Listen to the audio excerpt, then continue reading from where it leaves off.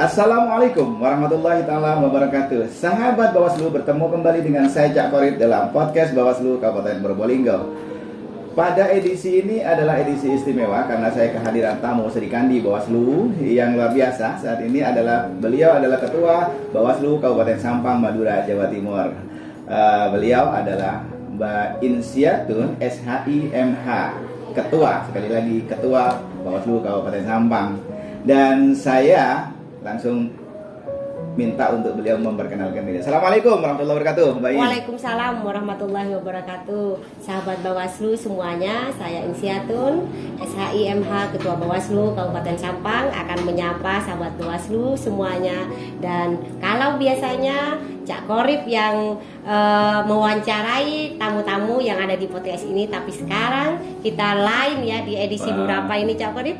Saya dapat challenge nih, edisi ke-92 ya Mas ya? Edisi yang 92 saya yang akan mewawancarai Cak Korip sendiri. Berani nggak ya? Harus berani dong ya kan? Baik sahabat Bawaslu, saya mendapatkan challenge dari Mbak Iin. Saya harus menerima challenge itu dan saya akan menjawab pertanyaan yang akan disampaikan. Monggo Mbak Iin. Baik Cak Korip, sahabat Bawaslu sudah tahu sendiri kan bahwa viral ya memang podcast Bawaslu Kabupaten Probolinggo ini yang memang dipimpin oleh Cak Korip ya, memang ratingnya yang paling tinggi dan memang YouTube-nya banyak dilihat oleh semua orang di Twitter dan juga di FB terutama ya, malah dijadikan status-status WA di kabupaten lain Cak Korip ya. Cak Korip sudah tahu dan merasa bangga juga kan punya podcast viral ini Cak Korip. Semoga, amin juga. Baik Cak Korip, saya pengen tanya yang pertama, kapan sih dibentuk dari podcast ini sampai bagus dan sampai tokoh-tokoh nasional dan juga dari tokoh-tokoh dari beberapa elemen yang memang sudah ada di podcast ini.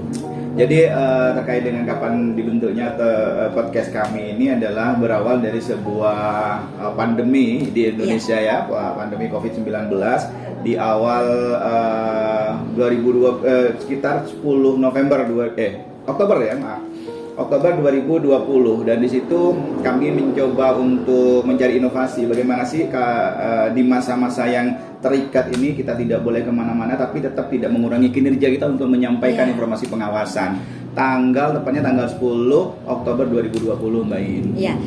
Trik apa sih yang Cak Korip punya untuk Cak Korip? Nanti kayak Cak Korip. Ya. Cak Korip punya trik apa sih untuk membesarkan podcast ini, karena memang dari viewer di YouTube itu memang luar biasa ya viewernya untuk YouTube dari podcast Bawaslu Kabupaten Probolinggo. Ya, kalau berbicara tentang trik, kita biasa aja mengalir bagaikan air. Yang penting kita begini punya prinsip atau komitmen bersama antara kami dengan teman-teman 5 pimpinan, kemudian dengan staf untuk komitmen bagaimana pengawasan kita itu tersiarkan.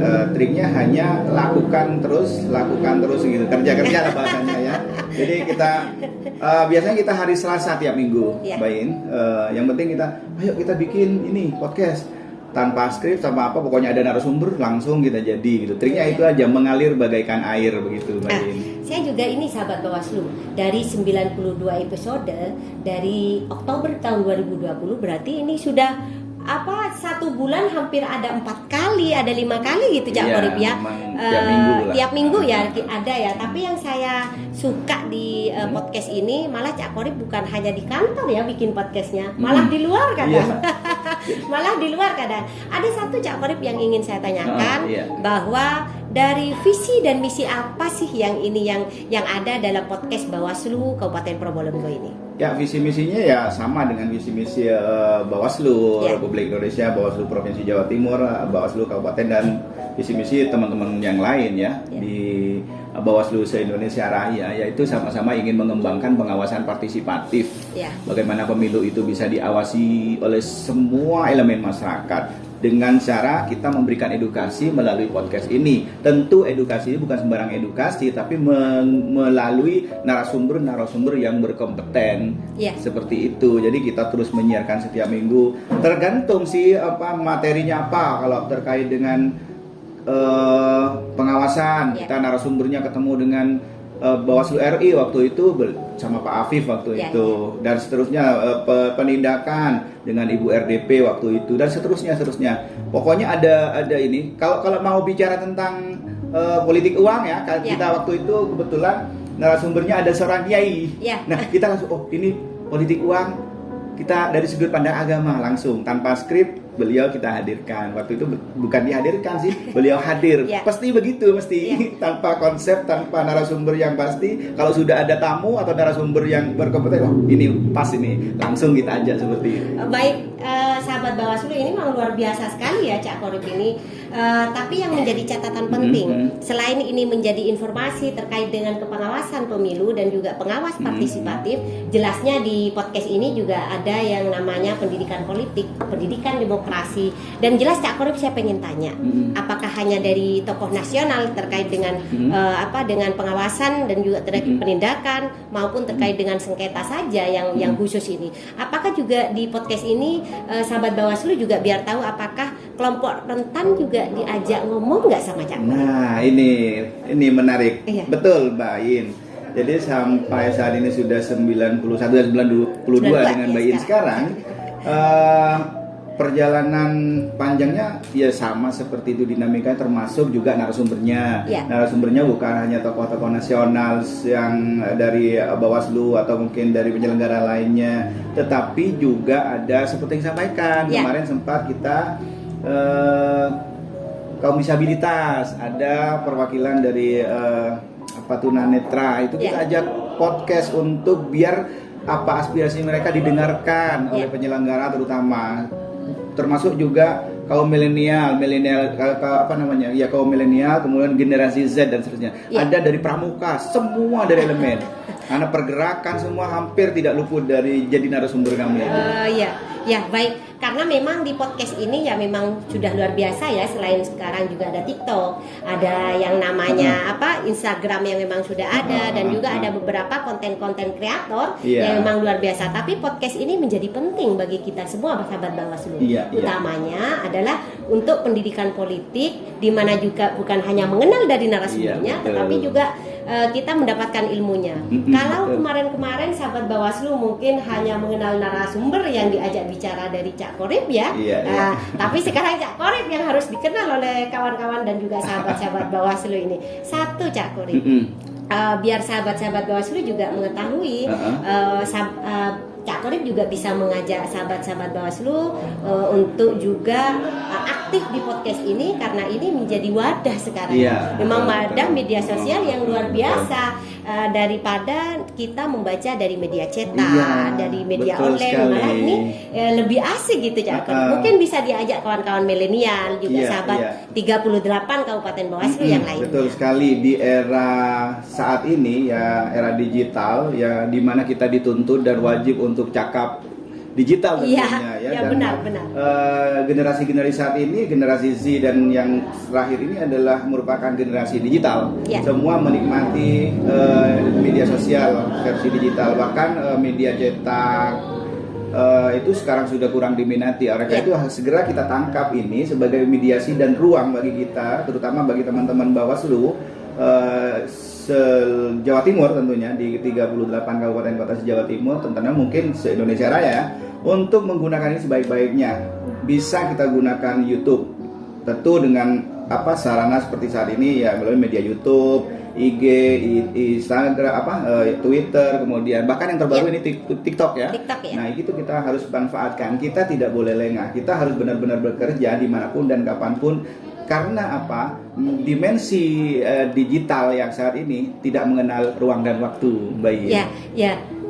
Satu lagi Cak Qorib ya, karena satu pertanyaannya jadi 5 nanti. Banyak, ya. Karena saya memang penasaran sekali dengan podcast dari Kabupaten Probolinggo ini Cak Qorib. Jadi hal yang penting tadi saya sudah sampaikan, bukan hanya dari dari pengawasan partisipatif, tetapi juga menjadi catatan penting bahwa ini adalah juga sebagai pendidikan demokrasi. Dan bagaimana sekarang untuk mengembangkan dari podcast ini menjadi lebih besar lagi untuk sebagai media informasi kepada sahabat-sahabat Bawaslu dan juga juga kepada masyarakat luasnya. Ya, untuk menjadi berkembang kembali podcast kita ini kedepannya terutama juga kita tidak hanya berkutat pada sekitar Bawaslu dan kepemiluan saja, bukan hanya pada saat pemilu dan pelaksanaan pemilihan saja, tetapi juga ini bisa dijadikan ruang motivasi, edukasi politik, edukasi motivasi hidup ya. Karena kita dalam setiap akhir pasti bisa memberikan meminta kepada narasumber untuk di closing statementnya memberikan motivasi. Karena narasumber yang tentunya adalah mempunyai ilmu yang luar biasa, dia adalah orang-orang sukses. Seperti apa sih bisa jadi sukses? Nah, itu bisa dijadikan motivasi bagi sahabat Bawaslu dimanapun berada yang nonton YouTube kita, begitu, podcast kita.